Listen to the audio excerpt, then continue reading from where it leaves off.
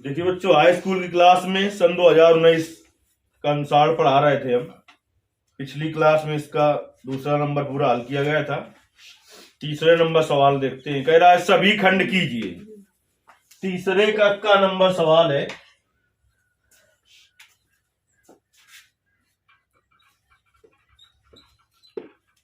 कह रहा है बिना लंबी विभाजन प्रक्रिया करके दिखाइए कि परिमेय संख्या 7/8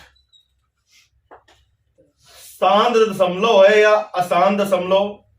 फिर इसी के आगे और कहा है इसने, इसलिए सवाल पूरा पढ़ लिया जाता है। आगे कहता है बिना वास्तविक विभाजन किए इसका दशमलव प्रसार भी ज्ञात कीजिए। केवल तुमने शांत अशांत बता दिया थोड़ा क्वेश्चन पढ़ के तो 2 नंबर का सवाल है, 1 नंबर मिलेगा। क्योंकि आगे फिर उसने सवाल किया है कि बिना वास्तविक विभाजन किए इसका दशमलव प्रसार भी ज्ञात कीजिए।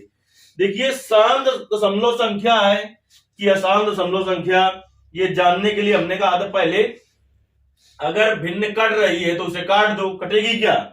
नहीं कटेगी। तो इसका बाद आपको हर के गुणनखंड में पूरा दिमाग लगाना है। किसमें? हर के गुणनखंड में।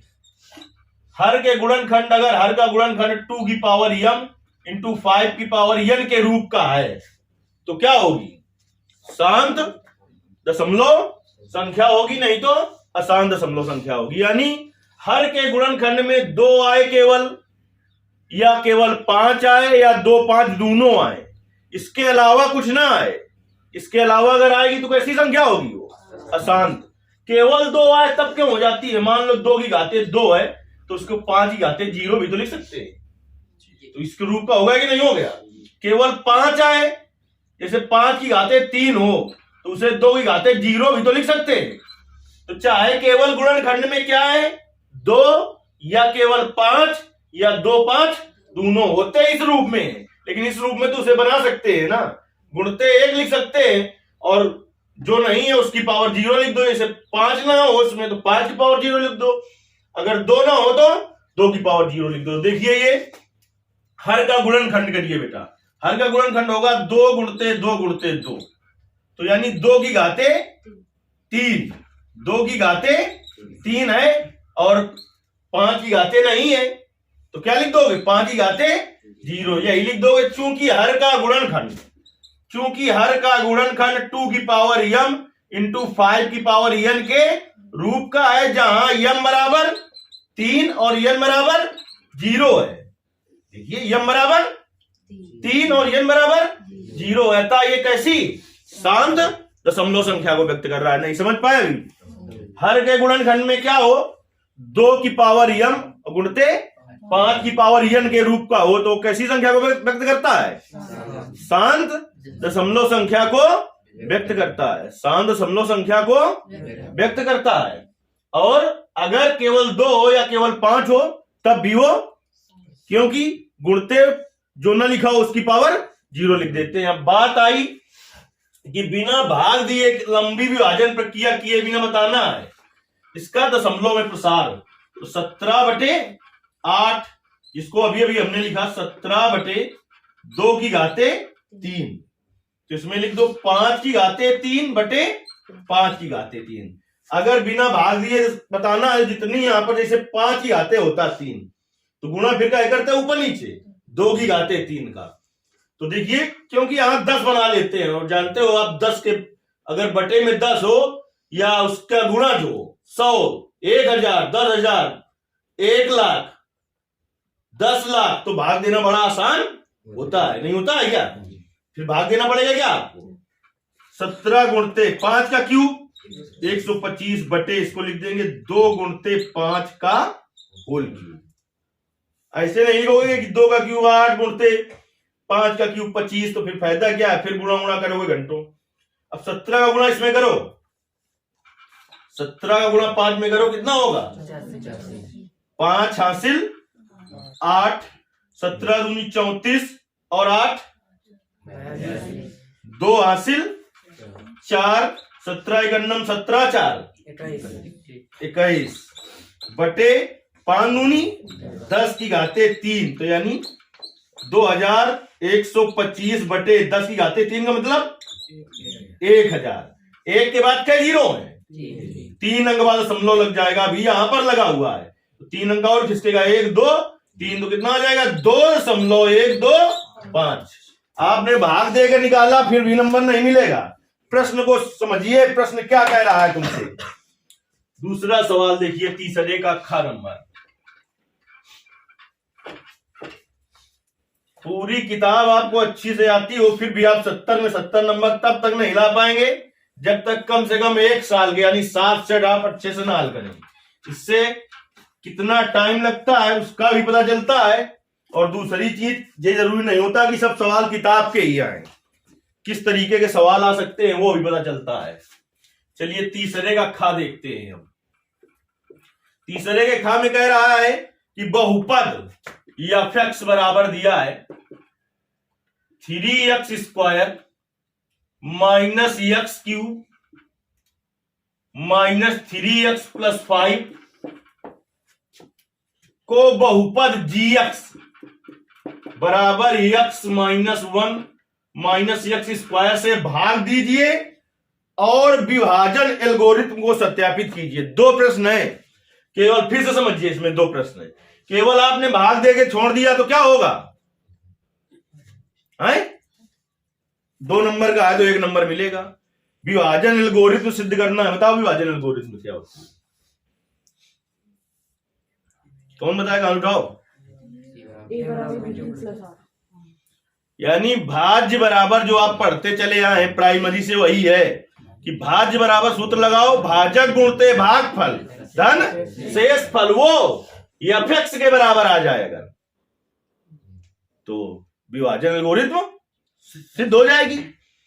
चलिए तो इसमें इसका भाग देना है, तो भाग जिसमें देना हो और जिसका देना हो, लेकिन घात पहले अधिक वाली लिखी जाती है। देखिए पहले इसका भाग देना है इसमें, तो इसमें सबसे ज्यादा घात कितनी है, तो सबसे पहले लिखो माइनस x स्क्वायर फिर प्लस x माइनस 1 का भाग किसमें देना है, जिसमें देना उसमें सबसे ज्यादा घात वाला लिखो। मैंने क्या बताया तुम्हें, क्या समझाया, चाहे जिससे देना हो चाहे जिसमें देना हो, लेकिन घात सबसे पहले बड़ी वाली लिखो।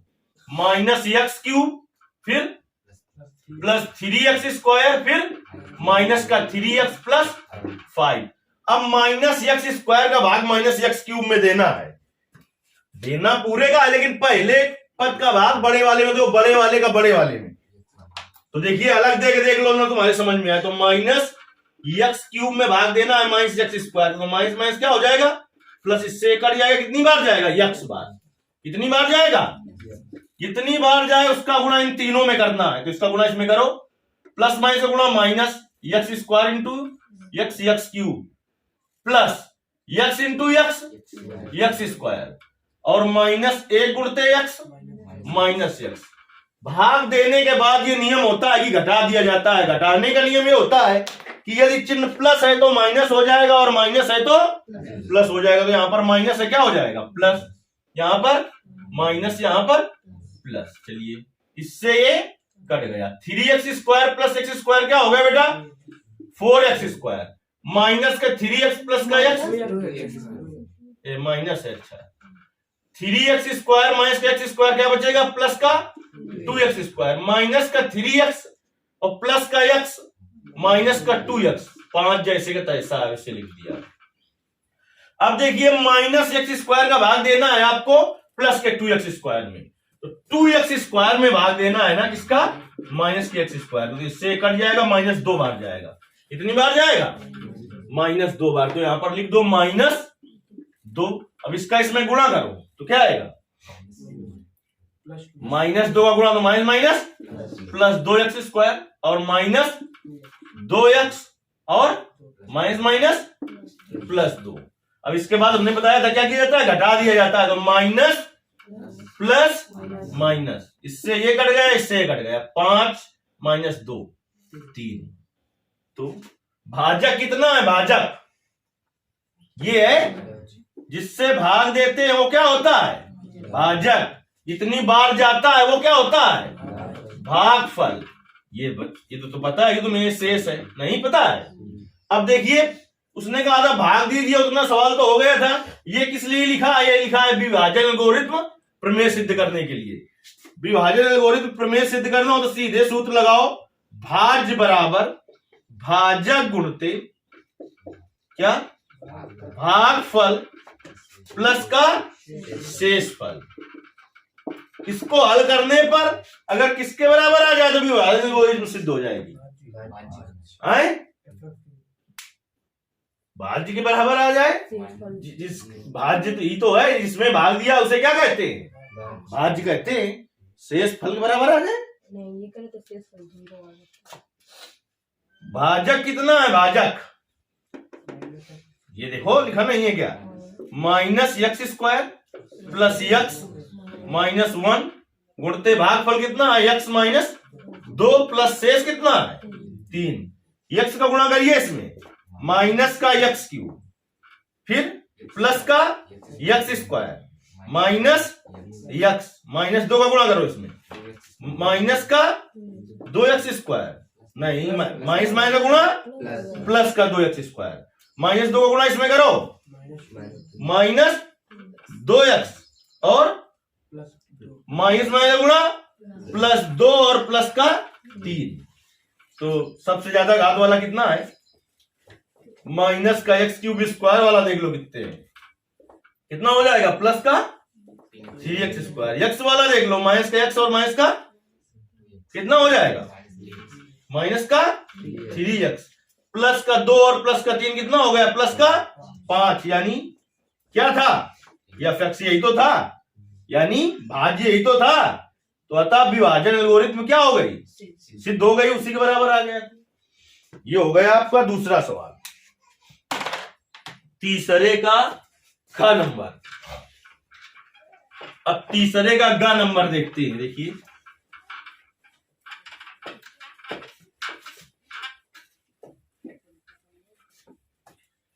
तीसरे के ग नंबर में कह रहा है वह बिंदु ज्ञात कीजिए। कौन सा बिंदु? वह बिंदु। कौन वाला? कह रहा है कि वह बिंदु ज्ञात कीजिए, नहीं वह अनुपात ज्ञात कीजिए पूछ रहा है। वह अनुपात ज्ञात कीजिए जिसमें बिंदु P, इसका निर्देशांक कितना दे रखा है? 3/4 कामा 5/12 बिंदुओं A जिसका निर्देशांक 1/2 कामा 3/2 और क्या 2B जिसका निर्देशांक लिखा है 2 कामा -5 को मिलाने वाली रेखाखंड को विभाजित करता है। अनुपात इसमें ज्ञात करना है कि ये जो बिंदु है इन बिंदुओं को किस अनुपात में विभाजित करता है। कौन कौन लगा लेगा इसको? कुछ सरल सवाल है, कुछ तो नया हाथ उठा दे थोड़ा, छोटू को हैरा करे यार है। बिंदु P है आपका जिसका निर्देशांक क्या है? 3/4 कामा 5/12। ये बिंदुओं, एक बिंदु A है जिसका निर्देशांक क्या है? 1/2 कामा 3/2 और B जिसका निर्देशांक क्या है बेटा? 2 कामा -5। ये बिंदु P है, इन दोनों बिंदुओं को किस अनुपात में विभाजित कर रहा है? तो मान लें हम कि M1 अनुपात M2 के अनुपात में विभाजित कर रहा है। लिखेंगे माना बिंदु P बिंदुओं A और B को M1 अनुपाते M2 के अनुपात में विभाजित कर रहा है, के अनुपात में विभाजित कर रहा है। हमने बताया था तुम्हें ना का एक का ऐसा अनुपात, तो उसका मतलब अंतानुपात से है। किससे है? विभाजन 2 प्रकार का होता है, एक अंता विभाजन, एक वा विभाजन।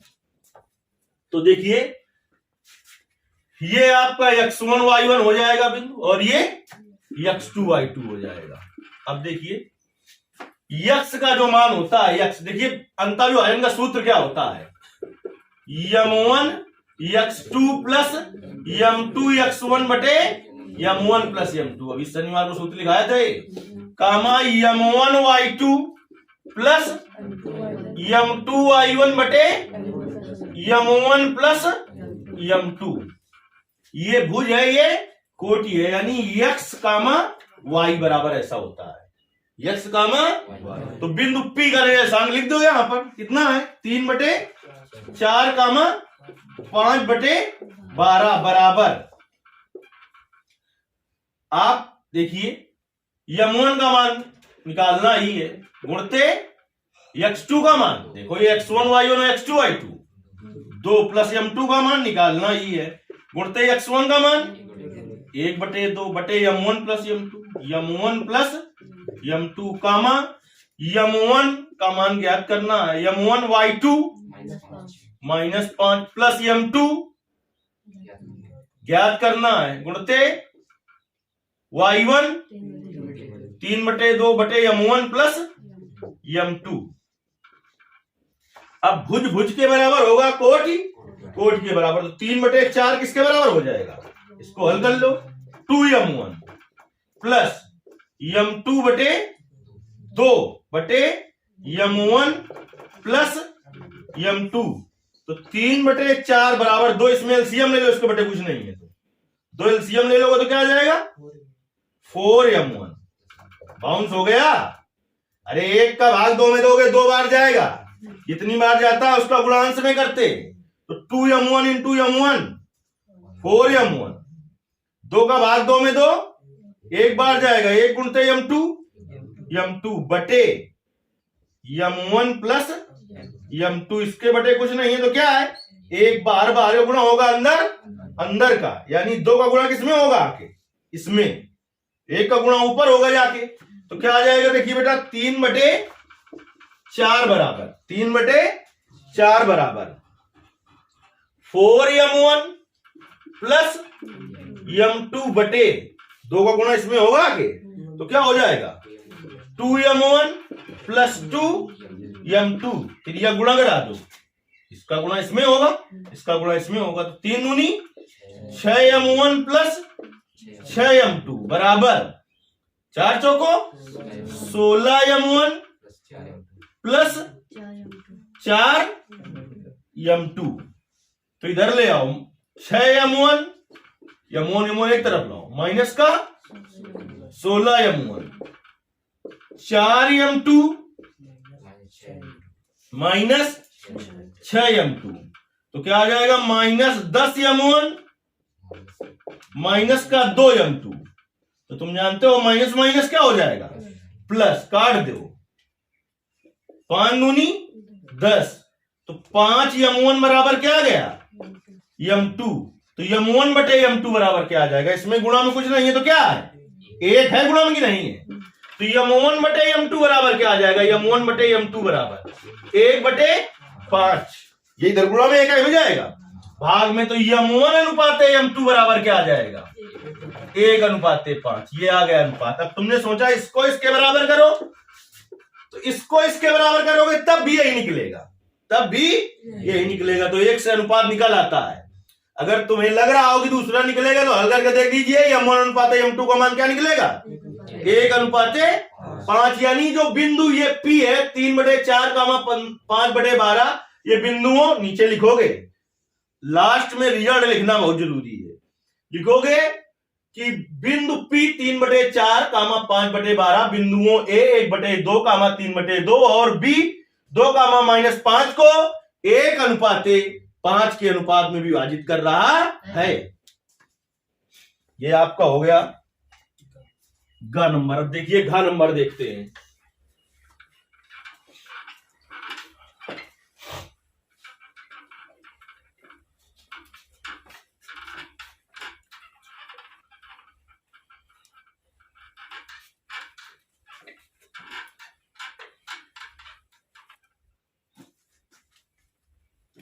कहता है एक शंक्वाकार बर्तन, शंक्वाकार का मतलब शंकु के आकार का, जिसका आंतरिक व्यास 10 सेंटीमीटर और ऊंचाई 24 सेंटीमीटर, पहले इतना बना लेते हैं।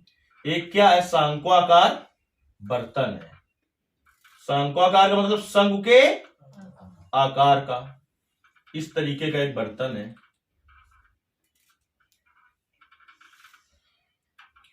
ए बी सी ओ, एक सांक्वाकार बर्तन जिसका आंतरिक व्यास, ये इसका क्या है आंतरिक व्यास, जो कि कितना दिया हुआ है 10 सेंटीमीटर, और इसकी ऊंचाई 24 सेंटीमीटर है। ऊंचाई कितनी है इसकी 24 सेंटीमीटर है।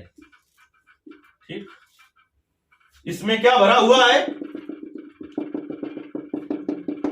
एक सांक्वाकार बर्तन जिसका आंतरिक व्यास 10 सेंटीमीटर, ऊंचाई 24 सेंटीमीटर है, पानी से भरा है। नहीं है लागत कुछ तुम्हारे पास नहीं, हम कह रहे क्या भरा है, तुम तो नहीं खुद लोग हो गया सीधा खंडी क्या भरा है उसमें, दूध भरो कि दही भरो, इसमें क्या भरा हुआ है, ये पानी भरा हुआ है। पानी को एक बेलनाकार पात्र, पानी को एक बेलनाकार पात्र यानी बेलन के आकार का पात्र, जिसे कहेंगे बेलनाकार, बेलना धन आकार बराबर बेलनाकार। कौन संधि है इसमें,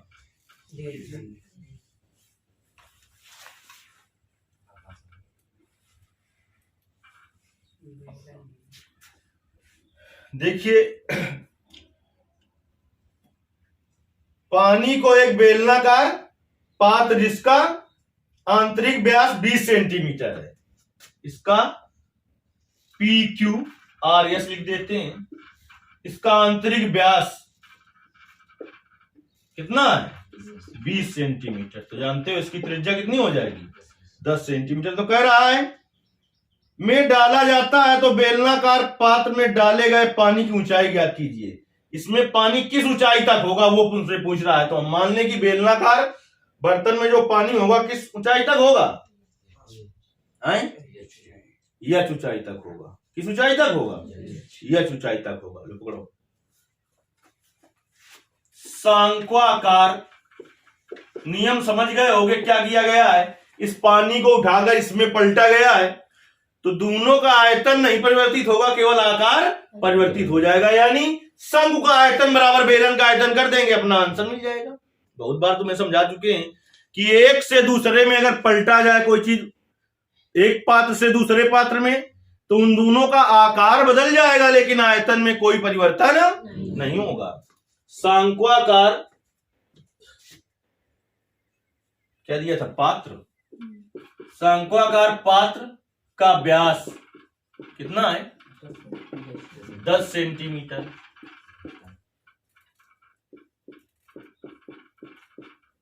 तो सांक्वाकार पात्र की त्रिज्या आर बराबर कितना हो जाएगा 5 सेंटीमीटर। सांक्वाकार पात्र की ऊंचाई स्मॉल एच बराबर कितना है 24 सेंटीमीटर है। बेलनाकार पात्र का व्यास, बेलनाकार पात्र का व्यास कितना दे रखा है 20 सेंटीमीटर। तो बेलनाकार पात्र की त्रिज्या कितनी हो जाएगी, अब इसे कैपिटल आर लिखेंगे, बराबर 20/2 यानी 10 सेंटीमीटर। अब बेलनाकार पात्र में पानी कितनी ऊंचाई तक, बेलनाकार पात्र की ऊंचाई नहीं पूछी है, बेलनाकार पात्र में पानी किस ऊंचाई तक होगा, तो पानी की ऊंचाई लिख देंगे यहां पर, पानी बेलनाकार पात्र में पानी की ऊंचाई h बराबर क्वेश्चन मार्क। अब लिखेंगे चूंकि हम जानते हैं, लिख दीजिए अपनी बात जो जानते हो, कि यदि एक पात्र से दूसरे पात्र में कोई द्रव डाला जाए तो उसका आकार बदल जाता है लेकिन आयतन में कोई परिवर्तन नहीं होता है। तो लिखेंगे सांक्वाकार भाग का, लिखेंगे यहां पर सांक्वाकार भाग का आयतन बराबर बेलनाकार भाग का आयतन। ये क्या लिखा है, सांक्वाकार भाग का आयतन बराबर बेलनाकार भाग का आयतन। तो शंकु का आयतन क्या होता है 1/3 पाई आर स्क्वायर एच। बेलन का आयतन क्या होता है? पाई। इसकी त्रिज्या क्या है? R square. ऊंचाई किस तक? Capital H. पाई से पाई कट गई। 1/3 स्मॉल आर का मान 5, तो 5 गुणते एच का मान 24 बराबर आर कैपिटल आर का मान 10 का स्क्वायर गुणते कैपिटल एच का मान हमें ज्ञात करना है। इससे इसको काट दो। 8 त्रिका 24, 55 25 और 25 अट्ठे 200, 10 का स्क्वायर 100 एच, तो एच बराबर 200/100। तो इससे कट गया। एच बराबर 2 का में दिया जा सब कुछ सेंटीमीटर में। तो बेलनाकार पात्र में जो पानी की ऊंचाई होगी, किस ऊंचाई तक चढ़ेगा? ये 2 सेंटीमीटर ऊंचाई तक चढ़ेगा। देखिए जरा आंसर।